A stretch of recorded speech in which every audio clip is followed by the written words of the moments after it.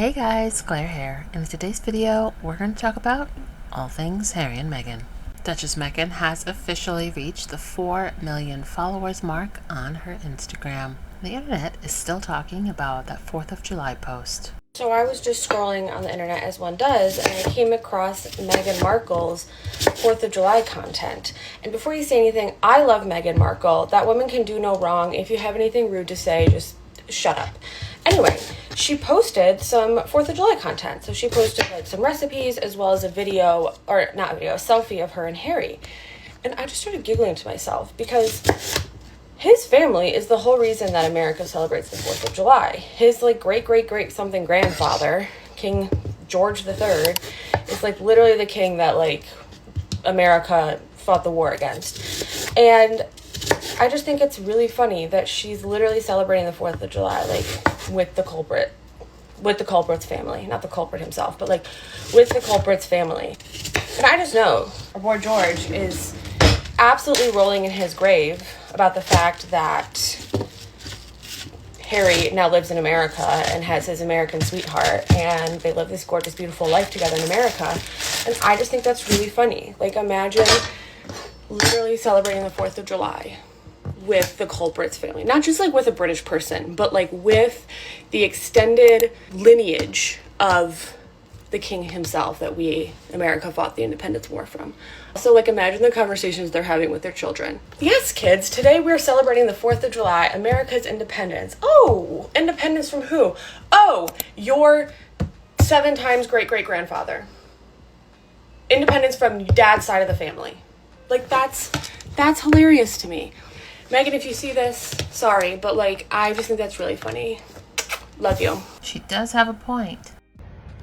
You know what I love about Meghan Sussex? That despite the abusive relationship that she left behind with the British media, they're still crashing out about her every move. Every single thing Meghan does causes them to crash out even more. I mean, they're going levels of crash out, like levels, every move. So, of course, getting out of that environment, they lost their minds. Right? And they have paid people in the media to just harass her and do all the stuff that they've done. And then her settling in Southern California, her podcasts, her interviewing other women, focusing on women. Her wonderful Netflix show, one season, is fantastic. If you haven't seen it, go watch it. It's delightful. And it's been renewed for season 2. Every time she pops up somewhere publicly at some big event or something like that, and the work that she's doing, they crash out. Her old podcast, her new podcast, and now she has some jam or something, and they are losing their minds. Oh, wait a minute, I forgot about her releasing the video for her daughter's birthday, showing her dancing while she was pregnant. Oh, they lost their minds. And if you've ever witnessed or been in an abusive relationship, I'm sorry. And if you survived it, you recognize all the signs that British media are displaying, and it's just abusive.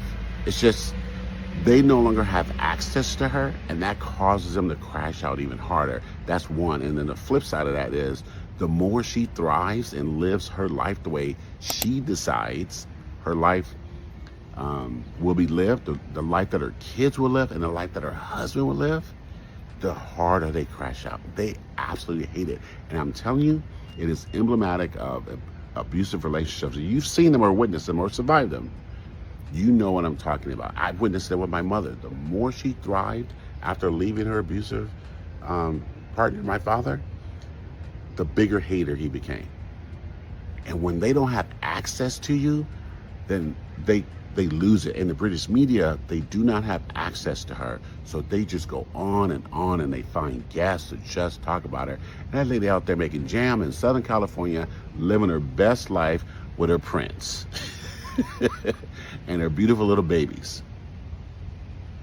And they hate that. So you know what? Let that be a lesson to all of us who have survived abusive relationships, that we deserve the right to thrive and live our best lives. And we can put the past behind us, and we can ignore the haters, because they'll always be there hating.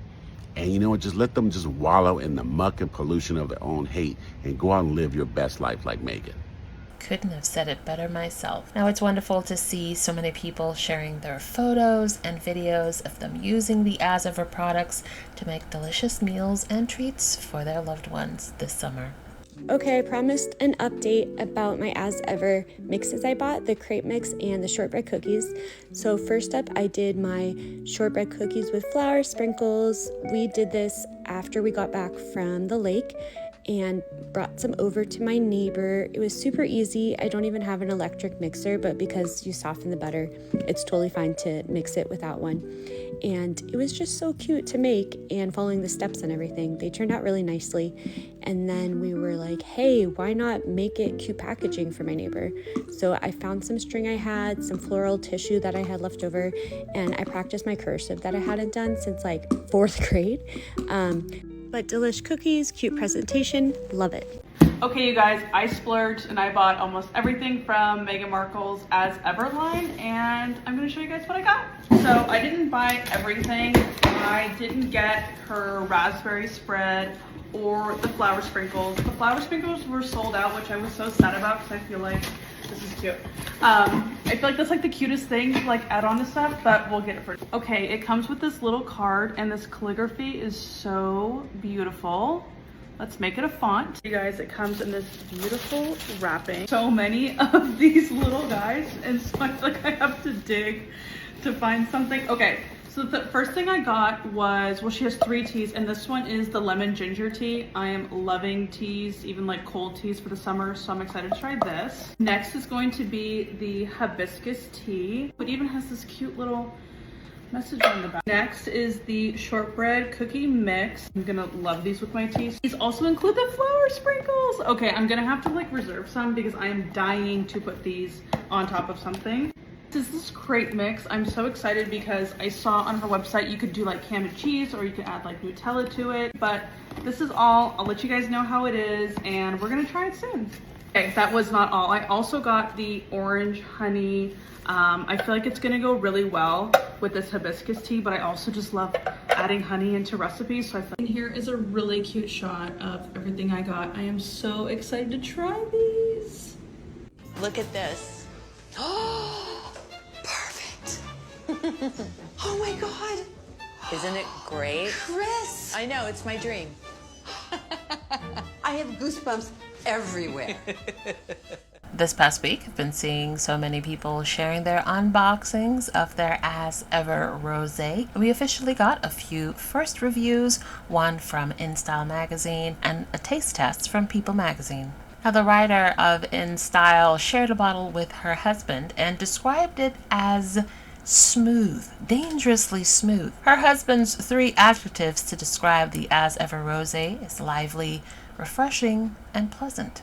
Hers, flavorful, sweet, and enjoyable. So if you've gotten your wine, let me know. Would those be words that you'd use to describe them as well? I would drink this summer. Ideally not at 11 a.m. like it is right now. Meghan, the Duchess of Sussex's new rosé is here, and we're giving it a try with People's 5-second taste test. It's pretty light, and it's not too sweet. I'd get a bottle. And it's actually 10 out of 10. Go Meghan. Go Meghan. You go, girl. Okay, Meghan. It's very light and crispy. It's perfect for like a beach day. Give me some sun and it's delicious. It's really good. Oh, it's good. I think this is perfect, like, get a drink with a coworker or a friend. It's brunch time. Oh, I like it. I will drink this. Cheers. Now, I don't know if you guys remember, but last year there was a 15-month-long investigation that revealed some not so great things about the personal wealth from the Duchies of Lancaster on Cornwall. The investigation showed that there were deals where the NHS, schools, and military would pay rent, which contributes to the private wealth of Charles and William. This 15-month investigation identified 500 homes and found that many failed to meet the minimal legal energy standards. 50 of those properties had an F Energy Performance Certificate, and another 20 were rated G, including 6 properties with an EPC score of 1 point out of 100. which is the lowest possible score. Not only that, tenants provided photos of their cold and moldy apartments. Now, of course, the media in the UK did a brilliant job of not covering this to the fullest extent that one would expect them to, especially since this comes from their actual monarch and their monarch-to-be. Of course, they'll do taste tests and multiple articles about Meghan's raspberry spread, but not about that. Now, Channel 4 recently revealed that there are changes as a result of that investigation. The Duchy of Cornwall has decided to cut the rent it charges to some of its charities. Have they fixed the energy efficiency of those homes or dealt with the cold and mold? Well, that has not been revealed. So, progress? Maybe? I couldn't help but chuckle when the Duchy heralds this tiny reduction in rent to some of their charities, again, some, not all, as an era of change.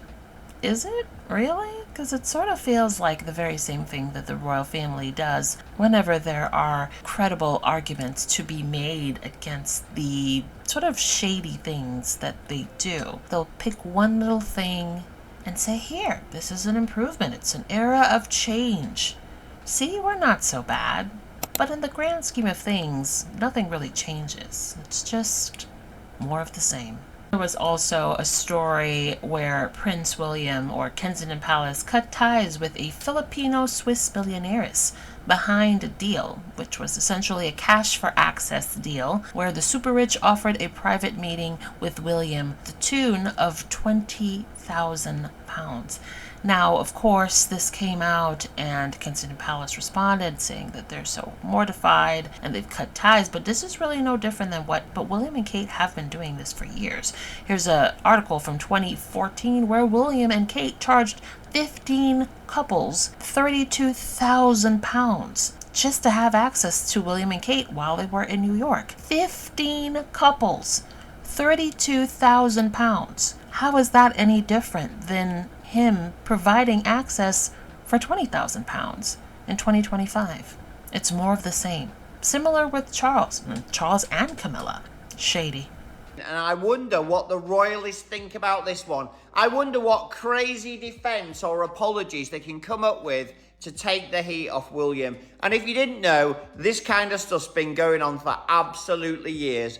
Prince William, in cash for access controversy, as super rich, offered private meetings with him for £20,000. Now, Kensington Palace have tried to rebadge this. They're trying to say to journalists that the £20,000 was actually a charitable donation. That was a reward for William and Kate's charities, for William spending the time with these people who wanted, goodness knows what, some time with him to talk about what? I've no idea. If it was a charitable donation, why the deception and deflection? Why didn't they announce it? Why didn't they make it a well-known thing? Look, if you want to chat with William about conservation, you can make a £20,000 donation to any of these charities. We will try and get you in his diary so you can have a catch-up and you can get his views on X and Y. No. It's not a charitable donation. If it was a charitable donation, everything would be wide out and in the open. The fact that it's been a secret and now the story's changing tells you everything you need to know, guys. It's all a con. The taxpayers pay for them, and in addition to the taxpayers' money, they will take money from as many other sources as they can get. It's that simple.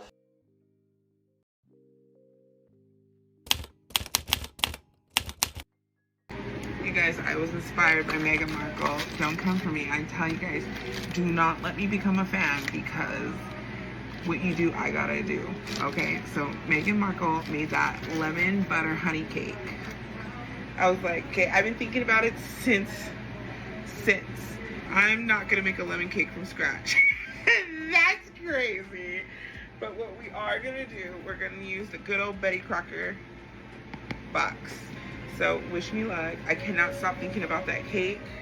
Now, recently I saw someone talking about Princess Diana's freedom ring, which is a beautiful blue ring that Meghan wore on her wedding day. The ring in question features a 13-carat emerald cut aquamarine, which is flanked by 2 diamonds on either side. Diana began wearing it in 1996 after her divorce from Prince Charles, replacing her iconic sapphire engagement ring, which was a tumultuous time in her life, hence the nickname Freedom Ring. It was a gift from her friend Lucia Fletcher de Lima, who was the wife of a Brazilian diplomat and became almost a mother figure to Diana during this difficult time. She publicly debuted the ring in 1997 at a charity gala, pairing it with a matching aquamarine bracelet just months before her death. The ring was next seen in 2018 when Meghan Markle wore it to her wedding to Prince Harry, seen here giving a wave as Harry drove them to the reception. Today, the ring is seen as a lasting tribute to Diana and her legacy of resilience, and technically valued around $90,000, though if it were to ever be sold,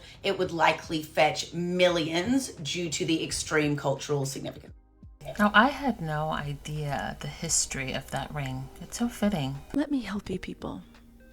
And I call you derangers, you people, because y'all are a confused, sad group.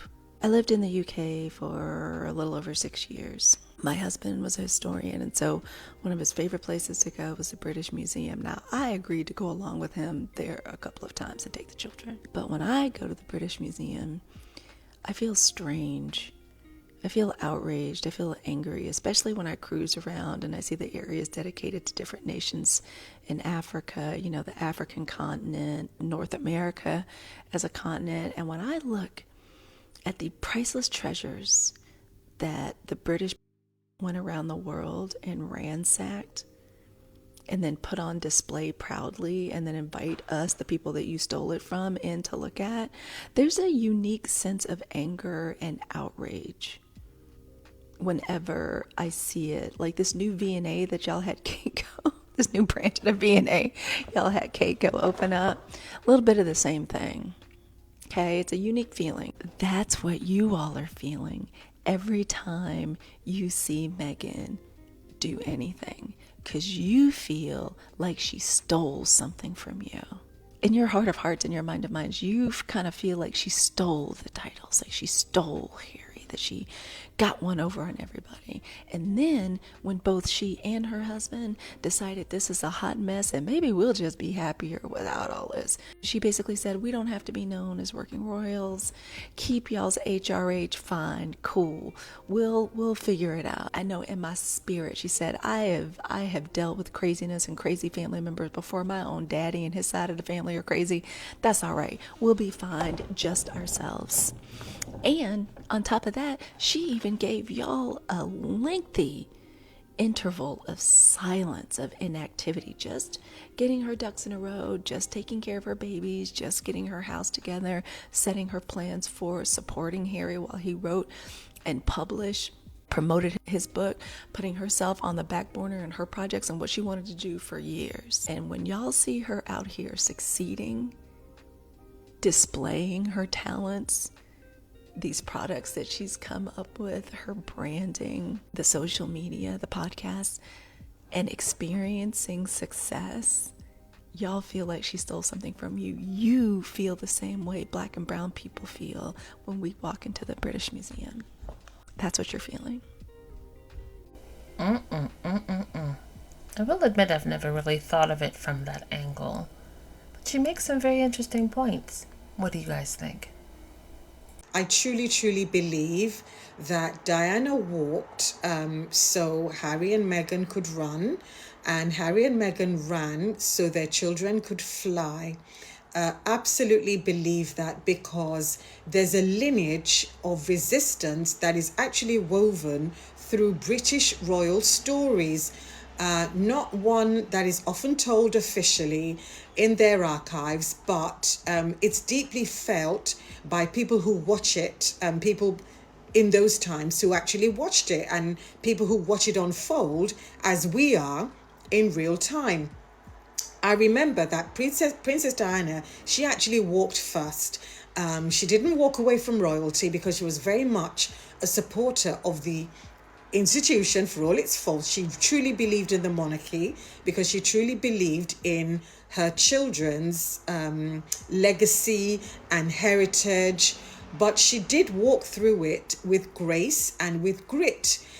She walked through a world of very cold protocol, of quiet cruelty. She walked through all those flash bulbs and those falsehoods. She actually, while others were bowing to the institution, she chose to walk beside those people that were bowing, sitting on hospital beds, holding people's hands, shaking people with HIV, walking through a field that had been cleared of landmines. And she recognized that power in that kind of visibility.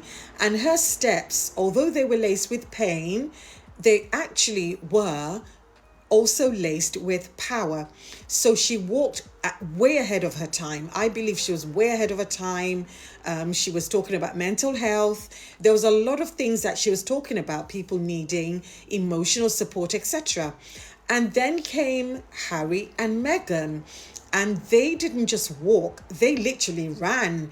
They ran from systems that were built to silence them. They ran towards their purpose, their freedom, and they ran towards peace. They chose love over legacy, integrity over inheritance. And in doing so, they challenged the idea that royalty had to come at the cost of your humanity, because everyone was saying to them, it doesn't matter how you feel, it doesn't matter if it's killing you silently, you have to put up and shut up, in particular if the taxpayers are paying for you. So they didn't burn the palace down. They could have easily done that. They decided they just simply decided that they were not going to live in its shadow, which is fair enough. So they ran with all the lessons that they had learned from Diana's time. So yes, because of Diana, Harry and Meghan can now run, and Archie and Lilibet can now grow up in a world that's not defined by a title or not defined by rank and position and how low you can bow. It's defined by truth. It's defined by freedom. And it's a world where you are not rewarded for keeping silent. It's not where your past is dictating your potential. So yes, they have their names, which is their birthright. I also love that they do have the freedom to grow up in a world where they only know love and support, and they're not having to fend off men in grey suits or the politics of being on the front page, not being on the front page. They are free from all that. So yes, that for me has been the best thing about Diana's legacy. Now, class, don't be surprised when you see why they're still upset, because you see the impacts and the effects and the power that Meghan Sussex, my girl, has is that things are still trending. I read somewhere that baby mama dance is now, I think it was 60 million, and that's probably even old number. I don't even know. That one is it's still trending. And then look, Country Living, they brought us this piece last week where somebody said, I made Meghan Markle's honey lemon cake and my co-workers devoured it. So the reason why we are getting all those who are still so upset, so upset. They are so upset and they're so outraged. They're outraged at how these products have been manufactured, where they are manufactured, and the thing that's really upset them, and I spoke to you about this last week, is that the people are buying the products. And now, as you can see, because when you go on to this old interweb, the site that I belong to, all you're seeing is people just baking, flower sprinkles. They don't like that. Inspired by Meghan. That's the thing. Hashtag inspired by Meghan is the trend they are not liking, because not only did the product sell out repeatedly, but you people keep posting about these products that you don't have a problem with using your money, your personal hard-earned money to buy. And then you're flooding the interweb with all your creations. And you're sprinkling, oh, those flower sprinkles, my goodness. So this is why people are upset. So understand, when you see them crashing out, don't be triggered. It's the impact, the effects, and the power that Meghan Sussex has. They can't get their heads around it, that why is it working for her? It shouldn't be working for her because they thought it wouldn't. They underestimated us. They underestimated the support. And that's always the first mistake people make. So you know what? I just like to bring it to you that the cakes are trending, the teas are trending, the honey's trending, the baby mama dance is trending. Meghan Sussex is just trending. She's the trend.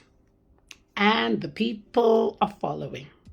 Whether they're following with good intentions or not, they are following, making her the most powerful woman in the world.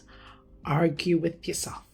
Because if she wasn't, we wouldn't hear anything about it. It's that simple. Now, although I did get my lovely as ever package that I'm very elated about, I've already used the flower sprinkles. It came so timely. It's gorgeous. I love it. Everything is aesthetic and pleasing. And soon I will find out that it's delicious.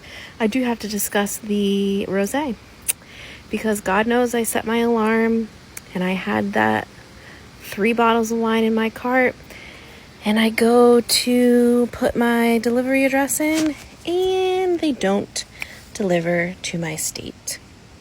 Now, I'm assuming this is due to some liquor laws or whatever.